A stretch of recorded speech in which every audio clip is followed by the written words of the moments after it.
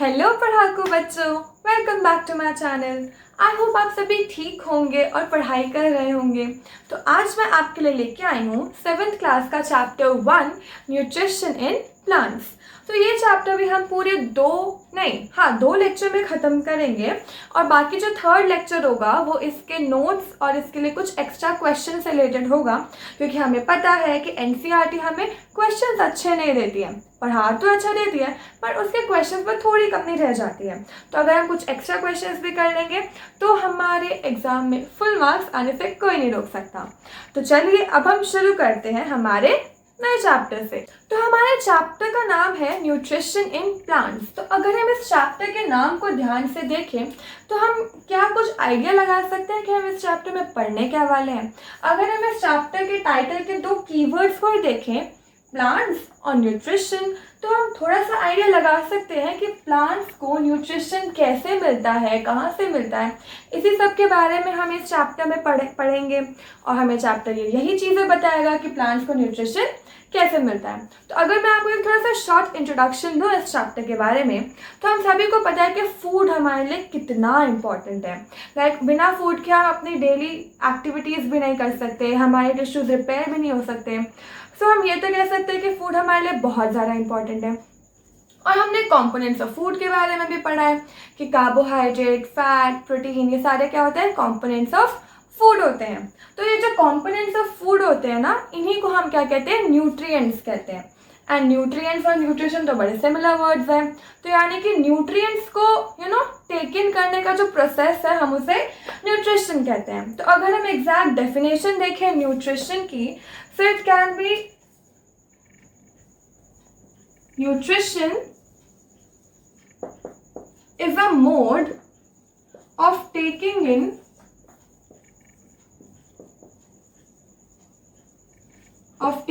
food by an organism. तो nutrition क्या हुआ, nutrition is a mode of taking in food by an organism. और हमें ये तो पता है कि जो प्लांट्स होते हैं वो अपना फूड खुद बना सकते हैं, राइट। और जो एनिमल्स और ह्यूमंस होते हैं वो प्लांट के ऊपर इनडायरेक्टली और डायरेक्टली डिपेंडेंट होते हैं, राइट। और हमें ये पता है कि ह्यूमंस अपना फूड खुद नहीं बना सकते। तो प्लांट्स के बारे में हम सबसे पहले जानेंगे कि प्लांट को न्यूट्रिशन मिलता कहाँ से है। तो this chapter is all about the process of photosynthesis, जिसका नाम आपने बहुत बार सुना है। आज हम उसी टॉपिक को डिटेल में और अच्छे से समझेंगे। और रही बात न्यूट्रिशन की, तो हमारे चैप्टर का सबसे फर्स्ट टॉपिक यही है, mode of nutrition in plants. तो चलिए चलते हैं हम अपने इस चैप्टर के फर्स्ट टॉपिक के ऊपर, mode of nutrition in plants. So our first topic is mode of nutrition in plants. तो हम सभी को पता है कि प्लांट सिर्फ इकलौते ऐसे ऑर्गेनिजम्स हैं जो अपना खाना खुद बना सकते हैं with the help of water, carbon dioxide and sunlight. And जितने भी रॉ मटेरियल्स प्लांट को चाहिए होते हैं अपना खाना बनाने के लिए, वो सभी उसको अपनी सराउंडिंग्स में मिल जाते हैं। And we also know that nutrients हमारे लिए कितने ज़्यादा इंपॉर्टेंट होते हैं। न्यूट्रिशन हमारे टिश्यूज़ को रिपेयर करने में हेल्प करता है, हमें एनर्जी देता है एंड वेरियस चीज़ें जो हैं जो हम कर पाते हैं एनर्जी की वजह से, न्यूट्रिशन हमें एनर्जी देता है, राइट। तो जो न्यूट्रिशन है उसकी हमने डेफिनेशन पढ़ी है कि nutrition is a mode of taking food by an organism. तो ये जो न्यूट्रिशन है ना, ये दो टाइप्स के होते हैं, autotrophic nutrition and heterotrophic nutrition.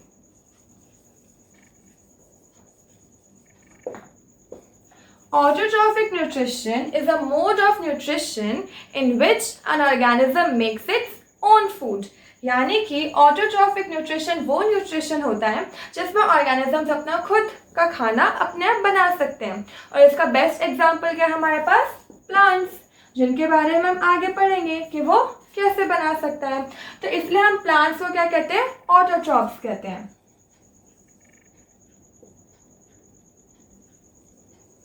Right. और बाकी हेटेरोट्रॉपिक न्यूट्रिशन वो न्यूट्रिशन होता है जिसमें जो ऑर्गेनिजम्स होते हैं वो अपना खाना खुद नहीं बना सकते।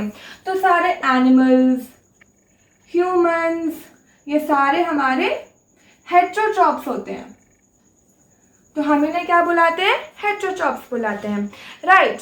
तो अब हमारा सबसे पहले हम ऑटोट्रॉफिक न्यूट्रिशन के बारे में बात करेंगे, और जिसका एग्जांपल हम सभी को पता है कि प्लांट्स हैं। तो अब हम इन क्वेश्चंस के कुछ आंसर ढूंढेंगे कि प्लांट्स जो है वो अपना खाना कैसे बनाते हैं। अब हमने फोटोसिंथेसिस प्रोसेस का नाम सुना है, हमें रॉ मटेरियल्स के बारे में भी पता है, बट वो रॉ मटेरियल्स प्लांट को मिलते कहाँ से हैं, एंड सबसे इम्पॉर्टेंट चीज़ कि प्लांट कौन से पार्ट में खाना बनाता है, क्योंकि प्लांट के पास तो बहुत सारे पार्ट्स होते हैं, रूट्स हो गई, लीव्स हो गया, स्टेम हो गया। तो मेन जो किचन है वो प्लांट की कहाँ है? तो यही सब क्वेश्चंस के आंसर हमें हमारे टॉपिक 2 में मिलेंगे, विच इज फोटोसिंथेसिस। तो हमारा अब नेक्स्ट टॉपिक है फोटोसिंथेसिस। तो अगर हम इस टर्म को ध्यान से देखें और इसे ब्रेक करने की कोशिश करें तो क्या मतलब निकल रहा है? फोटो का मतलब होता है लाइट, और सिंथेसिस का मतलब होता है to combine, which means light की प्रेजेंस में सारे जितने भी रॉ मटेरियल्स होते हैं वो सारे कंबाइन करके प्लांट के लिए फूड बनाते हैं। अब हमारे पास कौन कौन से रॉ मटेरियल्स की जरूरत होती है? Water, carbon dioxide and sunlight. तो अब हम चलिए पढ़ते हैं कि हमें ये सारे रॉ मटेरियल्स जो है वो कहाँ से मिलते हैं। अब अगर हम देखें कार्बन डाइऑक्साइड के बारे में, तो कार्बन डाइऑक्साइड अबंडेंस में हमारे सराउंडिंग्स में प्रेजेंट होती है, बट अब ऐसे डायरेक्टली तो एक मिनट हम ये चीज़ तो भूल ही गए कि ये जो तीनों रॉ मटेरियल्स हैं इनको जाना कहाँ है, इनकी मंजिल क्या है। तो हम किचन के बारे में तो बताना मैं भूल ही गई आपको। तो ये जो फोटोसिंथेसिस प्रोसेस है ये कहाँ पे अकर करता है? ये लीव्स में अकर करता है। तो जो लीव्स होता है ना वो फूड फैक्ट्री होती है। लीव्स को हम क्या कह सकते हैं? फूड फैक्ट्री ऑफ प्लांट्स, क्योंकि यहीं पे प्लांट्स के लिए फूड बनाया जाता है। अब हमें कार्बन डाइऑक्साइड को भी लीव्स तक पहुंचाना है, सनलाइट को भी लीव्स तक पहुंचाना है, और वाटर को भी लीव्स तक पहुंचाना है। अब ये तीनों चीज़ें लीव्स तक कैसे पहुंचेंगी? अब जैसे कि कार्बन डाइऑक्साइड जो है वो हमारे सराउंडिंग्स में बहुत ज़्यादा क्वांटिटी में प्रेजेंट है, बट अब ऐसे नॉर्मली तो ये डायरेक्ट लीव्स तक पहुंच नहीं सकता, कुछ ना कुछ तो चाहिए। तो जो हमारे लीव्स है ना उसके अंदर छोटे छोटे पोर्स होते हैं जिनको हम कहते हैं स्टोमेटा। तो अगर हम स्टोमेटा को देखें, किडनी के जैसे शेप होती है, इसके जैसे दो किडनी को ज्वाइन कर रखा हो ना ऐसे, इनको हम क्या कहते हैं? Guard cells. और ये होती है इसकी ओपनिंग। तो इसी ओपनिंग की वजह से जो कार्बन डाइऑक्साइड होती है, स्टोमेटा जो होता है वो ओपनिंग से कार्बन डाइऑक्साइड को लेता है और लीव्स को तक पहुंचा देता है। ये जो स्टोमेटा होता है ये लीव्स के ऊपर ही प्रेजेंट होते हैं। लीव्स के ऊपर बहुत सारे स्टोमेटल पोर्स होते हैं और उन्हीं पोर्स की वजह से यानी स्टोमेटा की वजह से कार्बन डाइऑक्साइड लीव्स तक पहुंच जाती है। अब बूजो हमसे एक बहुत अच्छा क्वेश्चन पूछ रहा है, तो चलो बूजो की भी सुन लेते हैं। ओके, यानी कि बूजो हमसे जानना चाहता है कि ये जो वाटर है और जो मिनरल्स हैं ये लीव्स तक कैसे पहुंचते हैं। तो अब अगर हम एक प्लांट का डायग्राम बनाते हैं, चलो हमें उससे और भी अच्छे तरीके से समझ आएगा। तो प्लांट कैसे बनता है? पहले तो रूट्स बना दो उसकी, ठीक है, फिर स्टेम ले लो, फिर ब्रांचेस हो जाएंगी, यहाँ पे आ जाएगी लीव्स। अब हमें ये तो पता है कि वाटर और मिनरल्स कहाँ पे होते हैं? सॉइल में प्रेजेंट होते हैं। अब जब ये पौधों को पानी डालते हैं तो हमेशा रूट्स में डालते हैं, राइट। तो जो रूट्स हैं, रूट्स की हेल्प से जो वाटर होता है और जो मिनरल्स होते हैं वो लीव्स तक पहुंचते हैं, बट कैसे? तो जो हमारी स्टेम होती है ना, अगर मैं स्टेम को थोड़ा बड़ा करके दिखाऊं तो स्टेम के अंदर बहुत सारी छोटी छोटी वेसल्स होती हैं और ये ट्यूब लाइक स्ट्रक्चर में होती हैं, छोटी छोटी ट्यूब्स। तो ये जो ट्यूब्स होती है ना ये रूट से कनेक्टेड होती है, फिर ब्रांचेस से और फिर लीव्स से। तो ये पूरा पाथ बन जाता है। तो यहाँ से लेकर रूट से लेकर स्टेम से होते हुए, ब्रांचेस से होते हुए लीव्स तक, ये जो ट्यूब्स होती हैं ये और ये जो पाइप लाइक स्ट्रक्चर्स होते हैं, ये वाटर और मिनरल्स को लीव्स तक पहुंचाने में हेल्प करता है। तो मेन जो काम है वो ये ट्यूब्स ही कर रही हैं।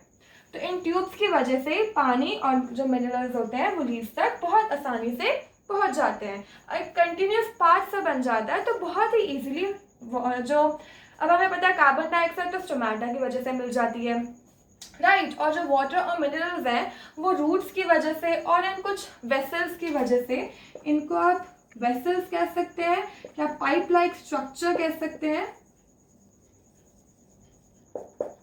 इनकी वजह से जो दो रॉ मटेरियल्स हैं वो तो पहुंच गए लीव्स के पास। अब पहेली भी हमसे एक क्वेश्चन पूछ रही है, तो चलो उसकी भी सुन लेते हैं। तो अब पहेली जानना चाह रही है कि प्लांट्स के अंदर ऐसी क्या खास बात है कि वही अपना खाना बना सकते हैं, हम नहीं बना सकते। तो उसका आंसर है क्लोरोफिल। अगर आप लीव्स देखो तो लीव्स के अंदर ना क्लोरोफिल प्रेजेंट होता है। क्लोरोफिल जो होता है एक ग्रीन कलर का पिगमेंट होता है।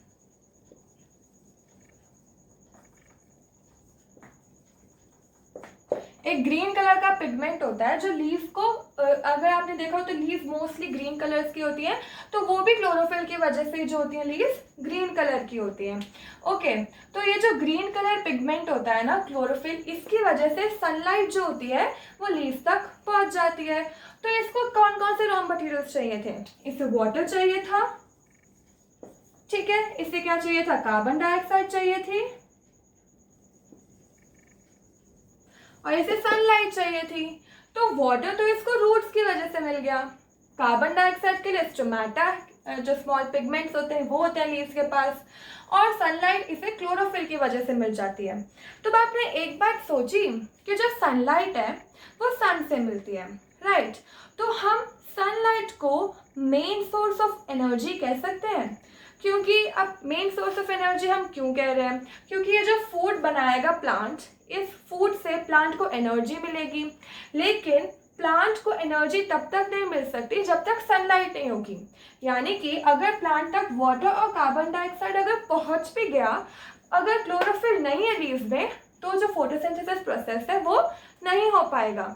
तो जो मेन अगर हम एलिमेंट की बात करें ना, जो मतलब सबसे इम्पॉर्टेंट है, तो वो क्लोरोफिल ही है।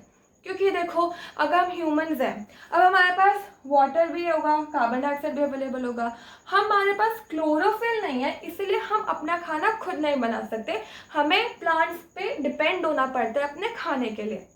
तो जो मेन प्रोसेस है उन सबका जो हेड है ना वो है क्लोरोफिल। तो हम इसलिए सन को क्या कह सकते हैं? सन को हम कह सकते हैं अल्टीमेट सोर्स ऑफ एनर्जी।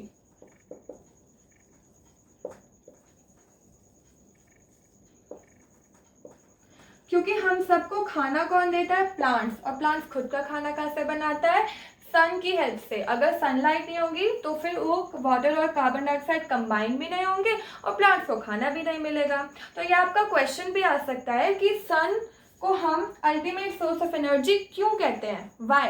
तो इसका रीज़न यही है कि प्लांट्स को अपना खाना बनाने के लिए सबसे ज़्यादा जो इम्पोर्टेंट चीज़ चाहिए होती है वो होती है सनलाइट, और प्लांट्स के पे हम ह्यूमंस डिपेंडेंट होते हैं, राइट। तो पूरे फोटोसिंथेसिस जो प्रोसेस है उसके लिए सबसे इंपॉर्टेंट होती है हमारी सनलाइट। तो इसलिए सन को हमने अल्टीमेट सोर्स ऑफ एनर्जी कहा है, क्योंकि खाना खा के हमें एनर्जी मिलती है। So you can relate that. Okay, तो अब अगर हम आगे बात करें, तो अगर मैं आपसे एक क्वेश्चन पूछूं, क्या आपको लगता है फोटोसिंथेसिस के बिना हम सब सर्वाइव कर सकते हैं? सोचो ज़रा, अगर प्लांट्स फोटोसिंथेसिस नहीं करेंगे तो प्लांट्स को एनर्जी नहीं मिलेगी, प्लांट्स को एनर्जी नहीं मिलेगी तो वो मर जाएंगे, प्लांट्स अगर मर जाएंगे तो हमें खाना कहाँ से मिलेगा, राइट। और सबसे इम्पॉर्टेंट चीज़, हम सब जो जितने भी ह्यूमंस हैं, जितने भी एनिमल्स हैं, उनको सर्वाइवल के लिए फूड के साथ साथ एक और चीज़ चाहिए। हमें फूड तो चाहिए ही चाहिए, बट हमें ऑक्सीजन भी चाहिए। एंड ये जो ऑक्सीजन है ये हमें मिलती कहाँ से है? फोटोसिंथेसिस प्रोसेस के ड्यूरिंग ही हमें ऑक्सीजन जो है वो मिलती है। यानी कि जो वाटर और जब वाटर और कार्बन डाइऑक्साइड कंबाइन होते हैं तो हमें कार्बोहाइड्रेट यानी कि जो प्लांट्स का खाना होता है वो, और ऑक्सीजन, ये दोनों इसके बाय प्रोडक्ट्स मिलते हैं। तो अगर हम एक इक्वेशन की फॉर्म में लिखें तो हम कह सकते हैं कि water plus carbon dioxide in the presence of sunlight and chlorophyll gives us carbohydrate plus oxygen। अब सोचो, हम अगर फोटोसिंथेसिस प्रोसेस नहीं होगा हमें ऑक्सीजन नहीं मिलेगी, हम सांस नहीं ले पाएंगे। अगर फोटोसिंथेसिस प्रोसेस नहीं होगा तो कार्बोहाइड्रेट्स नहीं बनेंगे, प्लांट को फूड नहीं मिलेगा, प्लांट हमें फूड नहीं दे पाएगा। तो ultimately we can not imagine a world without the process of photosynthesis. तो इतना ज़्यादा इम्पॉर्टेंट होता है हमारे लिए फोटोसिंथेसिस, बहुत ज़्यादा हमारे सर्वाइवल के लिए। अब जो ये कार्बोहाइड्रेट्स है ना, ये प्लांट स्टार्च की फॉर्म में स्टोर करता है, और जो स्टार्च है वो एक टाइप का कार्बोहाइड्रेट ही होता है। ओके, तो जैसे कि हमने कहा कि फोटोसिंथेसिस का हमने जैसे कि इन दोनों वर्ड्स को डिवाइड किया था, तो फोटो का मतलब होता है लाइट और सिंथेसिस का मतलब होता है कंबाइन, यानी कि लाइट की प्रेजेंस में क्लोरोफिल ऐसे रहता है क्योंकि क्लोरोफिल की वजह से हमें सनलाइट मिलती है। तो वाटर और कार्बन डाइऑक्साइड सनलाइट और क्लोरोफिल की प्रेजेंस में कार्बोहाइड्रेट और ऑक्सीजन बनाते हैं, जिनमें से जो ऑक्सीजन होती है वो हम सबको पता है, हम इनहेल करते हैं, हम उसी की वजह से जिंदा रहते हैं। और जो कार्बोहाइड्रेट होता है वो स्टार्च की फॉर्म में लीव में स्टोर हो जाता है, और जो लीव का खाना होता है बेसिकली। तो ये था पूरा प्रोसेस फोटोसिंथेसिस का, जो कि बहुत आसान था। मतलब मेन तो हमें यही जानना है कि फोटोसिंथेसिस प्रोसेस के लिए जो फूड फैक्ट्री है वो कौन है। तो हमें पता है कि लीव्स जो है वो फूड फैक्ट्री है प्लांट्स की। अगर लीव्स नहीं होंगे तो प्लांट फोटोसिंथेसिस नहीं कर पाएंगे। और रॉ मटेरियल्स वाटर और कार्बन डाइऑक्साइड और सनलाइट, तो हमें पता है सनलाइट हमें क्यों मिलती है, क्लोरोफिल की वजह से। वाटर हमें किससे मिलती है, रूट्स की वजह से। और कार्बन डाइऑक्साइड हमें मिलती है स्टोमेटा की वजह से। और फोटोसिंथेसिस की वजह से हम सारे जिंदा हैं। तो ये था आपका टॉपिक फोटोसिंथेसिस। अब भूजो हमसे एक और क्वेश्चन पूछ रहा है, ये लगता है कुछ ज़्यादा ही ध्यान लगा के पढ़ रहा है, तो इतने सारे क्वेश्चन आ रहे हैं इसके दिमाग में। तो चलो अब भूजो का क्वेश्चन ही सुन लेते हैं। तो अब भूजो हमसे पूछ रहा है कि कुछ लीव्स जो होती हैं वो रेड कलर की होती हैं, कुछ लीव्स ब्राउन कलर की होती हैं, तो क्या वो फोटोसिंथेसिस कर सकती हैं? तो इसका आंसर ना हमें एनसीईआरटी की एक्टिविटी 1.1 देगी। अब हमें ये पता है कि जो लीव्स होती है मोस्टली ग्रीन कलर की होती है क्योंकि उनके अंदर क्लोरोफिल होता है। बट ये क्वेश्चन तो अच्छा है ना, जो रेड कलर की लीव्स होती हैं, जो ब्राउन कलर की लीव्स होती हैं, क्या वो भी अपना खाना खुद बना सकती हैं? तो इसके लिए हमें क्या करना है, हमें दो प्लांट्स लेने हैं, दो छोटे छोटे पॉट्स ले लो, ठीक है। एक को आप सनलाइट में रख दो, दूसरे को आप किसी बॉक्स में या फिर कहीं अंधेरे वाली जगह पे रख दो 72 आवर्स के लिए, ठीक है। उसके बाद क्या करो, दोनों की लीव्स लो और दोनों के ऊपर आयोडीन टेस्ट परफॉर्म करो और अपने ऑब्जर्वेशन रिकॉर्ड करो। अब हमें पता है जो आयोडीन टेस्ट है वो स्टार्च के लिए होता है, राइट। और जो अगर स्टार्च प्रेजेंट है लीव्स में तो हम ये कंक्लूड कर सकते हैं कि वो जो लीव है वो फोटोसिंथेसिस परफॉर्म कर सकती है। अब वो जो डार्क पॉट है उसको क्या करो, उसको फिर से सनलाइट में रख दो 3-4 दिन के लिए और फिर से उसकी लीफ पे आयोडीन टेस्ट करो। तो आप क्या कंक्लूड करोगे कि चाहे लीफ तुम्हारी रेड कलर की हो, चाहे ब्राउन कलर की हो, चाहे ग्रीन कलर की हो, ये सारी जो लीव्स है ये फोटोसिंथेसिस परफॉर्म कर सकती हैं। क्यों? क्योंकि ये जो आयोडीन टेस्ट है इन सब में हमें पता चलता है आयोडीन टेस्ट करने के बाद कि इन लीव्स में भी स्टार्च की प्रेजेंस शो हो रही है। और अगर स्टार्च प्रेजेंट है तो यानी कि फोटोसिंथेसिस प्रोसेस भी हो ही रहा होगा, राइट। पर ऐसा क्यों होता है कि हम कंफ्यूज इसलिए हो जाते हैं क्योंकि जो क्लोरोफिल है ना, जैसे ग्रीन लीव्स हैं उसके ऊपर ये जो रेड और ब्राउन कलर के कुछ पिगमेंट्स होते हैं ना, ये उस ग्रीन कलर की लीव्स के ऊपर आ जाते हैं और उसको कवर कर लेते हैं, जिसकी वजह से हमें रेड कलर और ब्राउन कलर ज़्यादा दिखता है और फिर हम उसको शक की निगाहों से देखने लगते हैं कि क्या ये फोटोसिंथेसिस करती है। बट अगर कभी आपको ऐसा हो तो आप आयोडीन टेस्ट परफॉर्म कर लो, स्टार्च का प्रेजेंट शो हो जाएगा, तो हमें पता चल जाएगा कि हाँ भाई कि वो जो लीव्स हैं वो परफॉर्म कर सकती हैं फोटोसिंथेसिस। अब अगर आपने कभी नोटिस किया हो, जो वाटर बॉडीज होती हैं उनके अंदर कुछ ना ग्रीन कलर के पैचेस आ जाते हैं, तो वो क्या होते हैं, वो कौन से पैचेस होते हैं? एल्गे की वजह से होते हैं पैचेस। तो जो एल्गे होता है ना, ये भी ग्रीन कलर का होता है। अब ग्रीन कलर का है तो इसके अंदर भी क्लोरोफिल होता है। तो अगर क्लोरोफिल होता है तो एल्गे जो है वो अपना फूड खुद बना सकता है, तो ये अपना फूड खुद बना लेता है और मल्टीप्लाई होता रहता है। तो जब एल्गे मल्टीप्लाई हो जाता है तो पूरी वाटर बॉडीज में ग्रीन कलर के पैचेस आपको देखने को मिलते हैं। ठीक है, अब जो हम अगर नेक्स्ट टॉपिक की बात करें या फिर कुछ और सोचें तो हमें ये तो पता चल गया कि जो प्लांट्स हैं वो कार्बोहाइड्रेट्स बना सकते हैं, कार्बोहाइड्रेट्स को स्टार्च में कन्वर्ट करके स्टोर भी कर लेते हैं। पर और भी तो फूड के कंपोनेंट्स होते हैं, प्रोटीन हो गया, फैट हो गया, वाइटामिन हो गया, तो क्या ये बना सकता है लीव्स? तो चलिए हम नेक्स्ट टॉपिक में इसी के बारे में पता लगाते हैं। तो हमने अभी अभी पढ़ा कि जो प्लांट्स हैं वो कार्बोहाइड्रेट्स को तो सिंथेसाइज कर लेते हैं, राइट। फोटोसिंथेसिस की वजह से कार्बोहाइड्रेट्स जो होता है वो तो बहुत आसानी से जो लीव्स है वो उन्हें सिंथेसाइज कर लेती है फोटोसिंथेसिस की हेल्प से।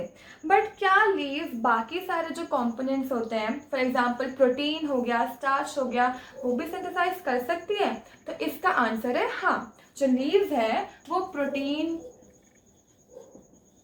और फैट भी सिंथेसाइज कर सकती हैं। ये जो कार्बोहाइड्रेट्स है ये कार्बन, हाइड्रोजन और वाटर की वजह से बनता है। तो इन्हीं तीनों कंपोनेंट्स की वजह से लीव्स जो है वो प्रोटीन्स और फैट भी सिंथेसाइज कर लेता है। लेकिन एक चीज है, जो प्रोटीन है ना वो एक नाइट्रोजनस सब्सटेंस है,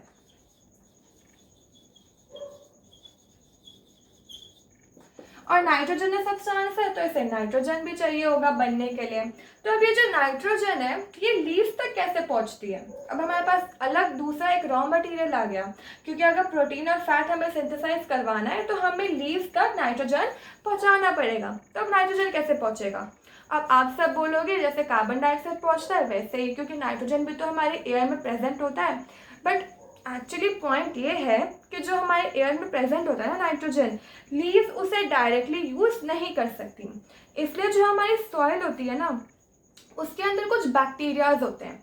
अब वो बैक्टीरियाज क्या करते हैं, उस नाइट्रोजन को जो हमारे एयर में प्रेजेंट होती है उसको सॉल्युबल नाइट्रोजन में कन्वर्ट कर देते हैं। अब वो जो सॉल्युबल नाइट्रोजन है वो वाटर में तो सॉल्युबल होगी, तो जब हम सॉइल में वाटर डालते हैं तो उस वाटर के साथ वो सॉल्युबल नाइट्रोजन मिक्स हो जाती है, और जैसे कि हमें पता है जो वाटर है वो लीव्स तक बहुत इजीली रूट्स और जो वेसल्स होती हैं, जो पाइप लाइक स्ट्रक्चर्स होते हैं स्टेम के अंदर, वो इजीली वाटर को लीव्स तक पहुंचा देती है। तो सॉल्युबल फॉर्म में नाइट्रोजन लीव्स तक पहुंच जाती है। तो नाइट्रोजन को लीव्स तक पहुंचाने के लिए उसको सॉल्युबल फॉर्म में कन्वर्ट करना पड़ेगा, जो कि सिर्फ कुछ बैक्टीरियाज कर सकते हैं। और एक तो ये वे हो गया जो बैक्टीरियाज की हेल्प लेना। बाकी अगर आपने देखा होगा कुछ फार्मर्स जो होते हैं ना वो अपने फार्म में फर्टिलाइजर्स डालते हैं। अब ये फर्टिलाइजर्स क्या होते हैं, ये नाइट्रोजन रिच फर्टिलाइजर्स होते हैं। तो अगर आप सॉइल में फर्टिलाइजर्स डालोगे तो लीव्स की जो नाइट्रोजन की रिक्वायरमेंट है वो बहुत इजीली पूरी हो सकती है। अगर नाइट्रोजन की रिक्वायरमेंट पूरी हो गई तो लीव्स बहुत आसानी से सारे कंपोनेंट्स बना सकती हैं। कार्बोहाइड्रेट्स तो वो ऑलरेडी बना रही थी, फिर वो प्रोटीन, फैट्स, ये सारे कंपोनेंट्स जो हैं ये भी बहुत इजीली बना देती हैं।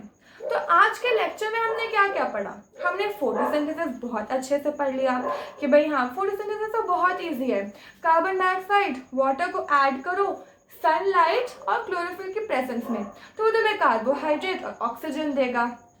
ठीक है। अगर तुम्हें दूसरे कंपोनेंट्स बनाने हैं जैसे कि प्रोटीन और फैट, तो उसके लिए तुम या तो फर्टिलाइजर्स डालो या तो जो बैक्टीरियाज होते हैं वो नाइट्रोजन को सॉल्युबल फॉर्म में कन्वर्ट कर देंगे और लीव्स की नाइट्रोजन की रिक्वायरमेंट को पूरा कर देंगे। और उससे पहले जो भी चीज़ें हमने पढ़ी वो तो हम सबको पता है कि फूड हमारे लिए कितना इंपॉर्टेंट होता है, न्यूट्रिशन की डेफिनेशन। तो ये सारे जितने भी टॉपिक्स थे ये इस लेक्चर का पार्ट थे। आई होप आपको अच्छे से समझ में आया हो।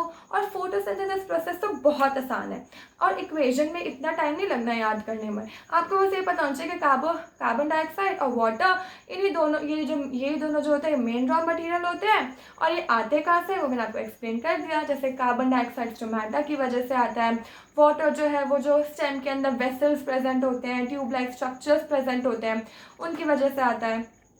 तो आई होप आपको ये वीडियो अच्छी लगी हो, आपको कॉन्सेप्ट्स जो हैं वो अच्छे से क्लियर हो गए हों। अब आप फोटोसिंथेसिस अपने दोस्तों को अगर नहीं आ रहा तो आप बहुत ईजिली समझा पाओ। अगर आप देखो दूसरों को समझा पा रहे हो ना टॉपिक, तो इसका मतलब है कि आपको बहुत अच्छे से आ गया। तो अगर आपको ये चेक करना है ना कि आपको कोई टॉपिक आता है कि नहीं आता, तो अपने दोस्त को बोलो, अभी तो चलो सारे घर पे हैं तो हम अपनी मम्मा को ही समझा दो। अगर आप अपनी मम्मा को अच्छे से समझा पा रहे हो ना वो टॉपिक, इसका मतलब ये है कि आपको वो टॉपिक बहुत अच्छे से आ गया। तो अब चलो मैं आपसे उम्मीद करती हूँ कि आपको मेरी वीडियो अच्छी लगी है। अगर अच्छी लगी है तो आप लाइक कर दीजिए, शेयर कर दीजिए, सब्सक्राइब कर दीजिए इस चैनल को, फंटास्टिक साइंस को। बाकी मैं आपके लिए लेक्चर 2 लेके आऊँगी। लेक्चर 2 में हम अलग मोड्स ऑफ न्यूट्रिशन पढ़ेंगे जो वो प्लांट्स यूज़ करते हैं जिनके पास क्लोरोफिल नहीं होता और जो अपना खाना खुद नहीं बना सकते। क्योंकि हमने उन प्लांट्स के बारे में बात तो कर ली जो अपना खाना खुद बना सकते हैं, बट वो भी तो प्लांट्स हैं जो अपना खाना खुद नहीं बना सकते। तो उनके बारे में आपको पता चलेगा लेक्चर 2 में, जो मैं आपके लिए जल्द रिलीज़ कर दूंगी। रिलीज़ क्या, मूवी थोड़ी है जो रिलीज़ करूंगी, मतलब जो भी है मैं यूट्यूब पे डाल दूंगी। ठीक है, तब तक आप पढ़ते रहिए, सेफ रहिए। ठीक है, बाय बाय।